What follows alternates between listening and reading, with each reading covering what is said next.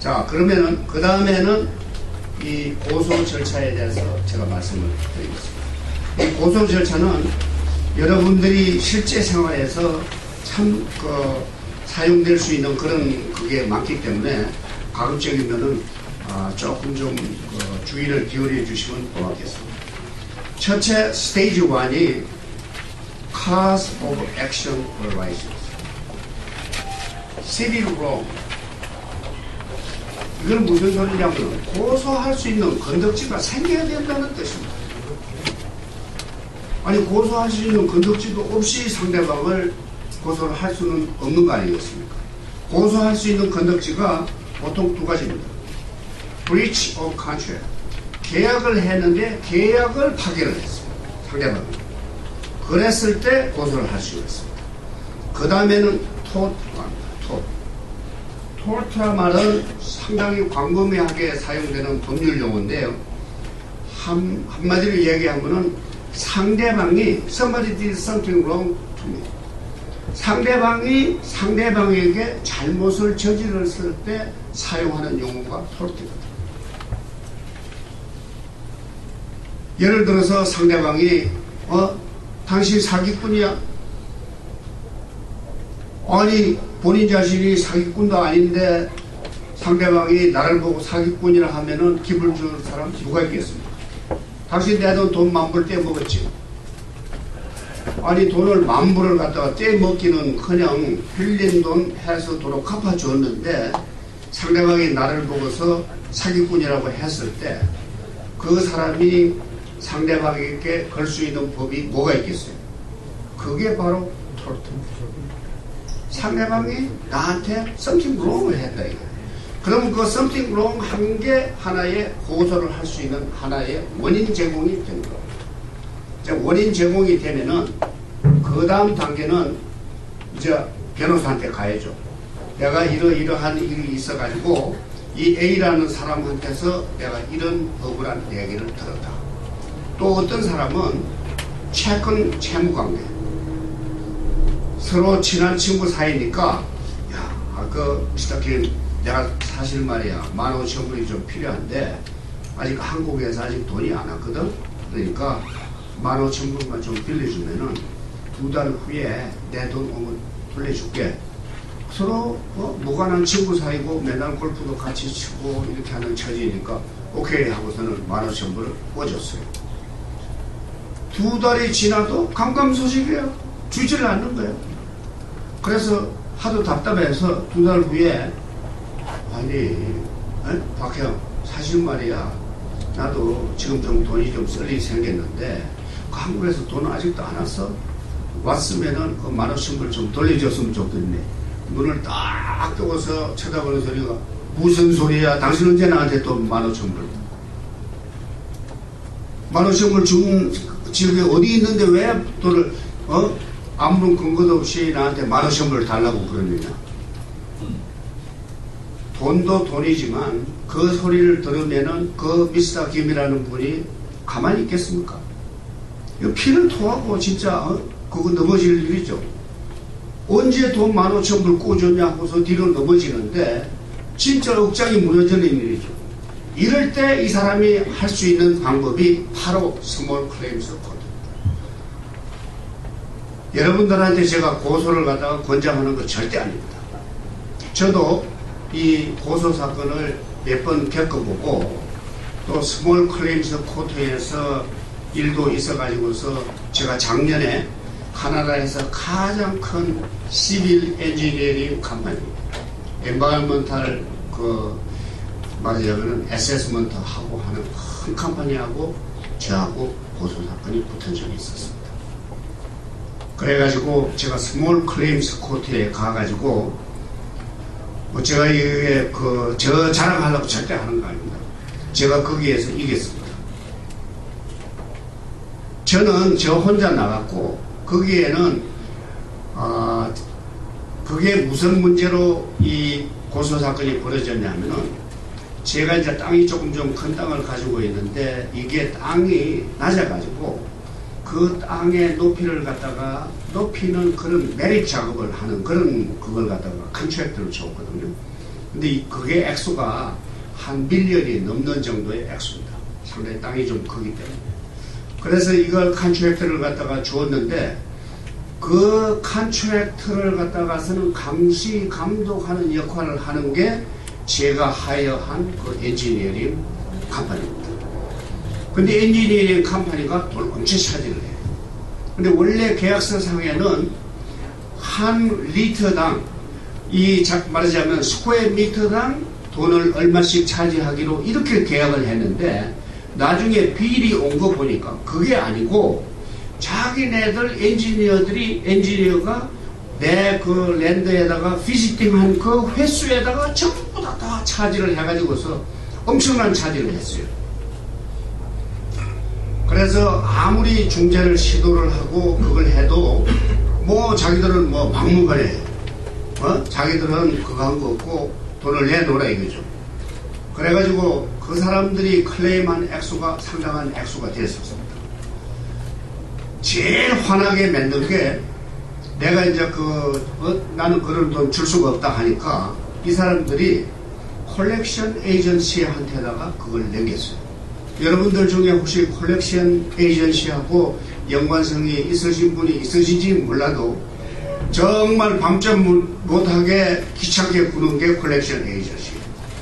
전화가 오면은 이거는 뭐 협박조도 아니고 그것도 아니고 전화 붙들면은 아주 사람 그냥 너무 화나게 만드는 그런 거예요.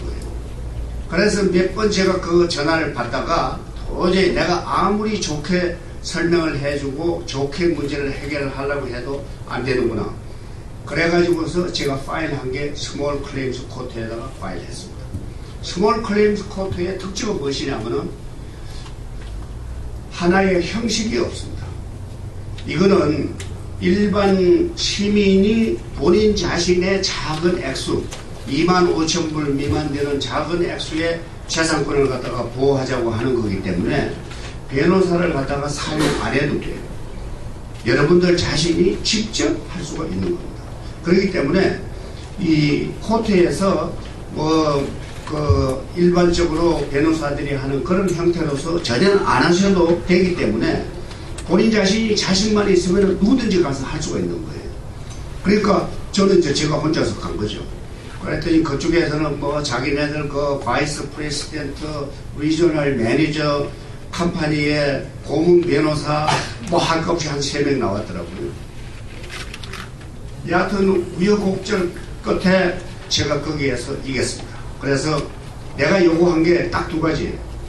돈 전액을 다 안 받아도 좋으니까 첫째, 너가 회사에서 잘못했다고 나한테 사과를 해라.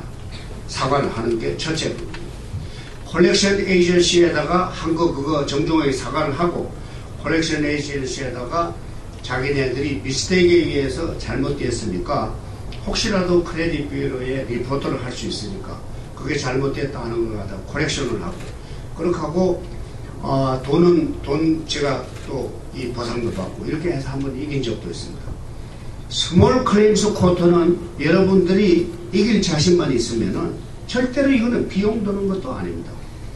파일링 피라고 그래 봐야 한 케이스당 100불인가 150불인가 그밖에 안 들어요. 그렇기 때문에 만약에 제가 지금 이제 예를 드린 거와 마찬가지로 15,000불 구워줬는데 언제 줬어 하고 나자빠지는 사람이 있으면은 좋게 해결을 하려고 하시는 게 제 1차고 그래도 전혀 그러한 그게 타협점이 없을 것 같으면은 스몰 클레임스 코트에 가십시오. 스몰 클레임스 코트에 가면은 비용도 적게 들 뿐만 아니라 기간도 굉장히 짧습니다.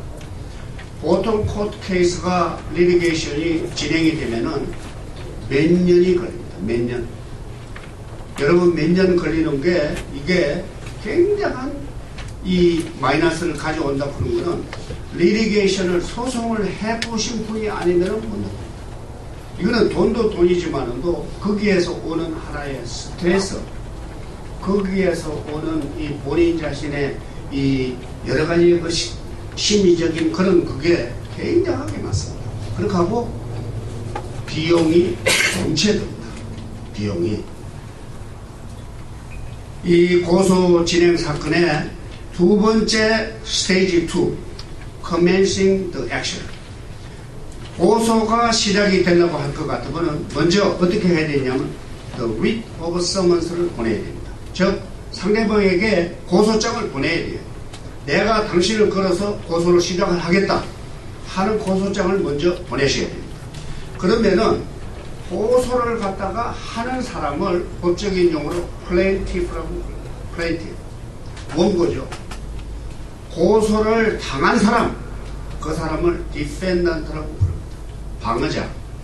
그런데 defendant가 그 writ of summon스를 받으면은 반드시 일정 기간 내에 그 받은 그걸 이슈한 코트에 가서 어피어런스를 꼭 해야만 됩니다.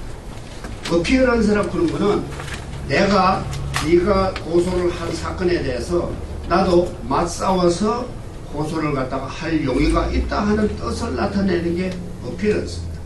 그걸 안 하면은 민사소송에서는 그냥 져버리는 겁니다. 제일 중요한 절차가 고소장을 받으면은 울며 겨자 먹기라도 여러분들이 반드시 거기에 대한 답을 하셔야 된다는 뜻입니다. 그걸 안 하시면은 한번 싸워보지도 못하고 여러분들이 그냥 져버립니다. 그래서 먼저 플리딩 스테이지가 고소장을 발부하고, 고소장을 받으면은 디펜던트는 어피어런스를 반드시 해요. 어피어런스를 부르는 게 법정에 나타나라는 뜻이 아니고 변호사를 통해서 서류에다가 당신이 보낸 고소장 잘 받았는데 내가 이 고소에 대해서는 나도 당신을 걸어서 디펜드를 할 용의가 있다. 두 번째 중요한 거, 고소장을 반드시 상대방에게 서비스를 해야 됩니다. 서브를 해야 됩니다. 어떤 사람은 고소가 시작된다는 걸 본인이 알기 때문에 자리를 비껴버려요. 어떤 사람은 외국으로 나가버리는 사람도 있습니다. 그러면은 고소장을 상대방에게 반드시 줘야 돼요. 스몰 클레임스 코트는 등기 우편으로서도 서버가 가능합니다. 그러나 수프림 코트에다가 일반 고소를 할 때는 반드시 사람에게 맨투맨으로서 그걸 서버를 한 증거가 없을 것 같으면 소송이 진행이 안 됩니다. 그걸 피하기 위해서 일부러 고의적으로 외국으로 예를 나가버리는 사람들도 있습니다. 그러니까 고소장을 발행하는 시기를 여러분들이 현명하게 선택을 하셔야 된다 이겁니다.